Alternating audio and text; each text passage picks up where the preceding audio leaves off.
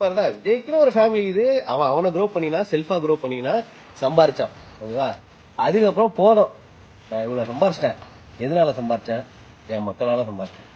ஆனா என் மக்களே இன்னும் அப்படியே தான் இருக்காங்க பாவமா. சரி, என்னால முடிஞ்சது என் கை காசு போட்டு நான் கொடுக்க முடியாது. இவன் காசை ஒருத்தன் வீணடிச்சுக்கிறான். ஓகேவா?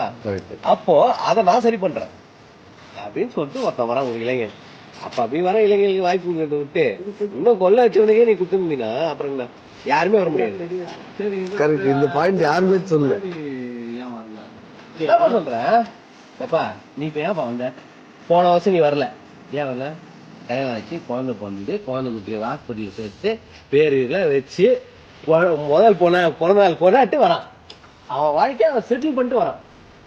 அவன் முன்னாடி நேரமாத கருப்பிலியா இருந்துன்னு குழந்தை பொண்ணு அப்படி இருக்கும்போது ஏன்பா நீ போன வருஷம் வரலன்னா அவனுக்கு கேட்கக்கூடாது. அவனுக்கு அவனுடைய பர்சனல் லைஃப முடிச்சுட்டு அவனுடைய கடமையெல்லாம் முடிச்சுட்டு இப்ப நான் மக்களுக்கு ரெடி. இதுக்கு மேல என் ஃபேமிலிய அவங்க பார்த்துப்பாங்க. ஓகேவா? அவங்களுக்கு தேவையானதான் செட்டில் பண்ணிட்டேன். ஓகேவா? இதுக்கப்புறம் என் மக்களை பார்க்கறதுக்கு நான் வரேன். ஓகேவா? இதுக்கப்புறம் நான் உங்களை என்னால முடிஞ்சதை நான் பண்றேன். என் காசுல இல்ல, மக்கள் காசுலயே. ஏன்னா மக்கள் காசு தானே எல்லாம் கொடி கொடியே சேர்த்து வச்சிருக்காங்க. என்ன பண்ணாங்க? ஒண்ணும் பண்ணல. அது எப்படி நான் சரியான வகையில உங்களுக்காக செலவழிக்கிறேன்னு பாருங்க. அவ்வளவுதான்.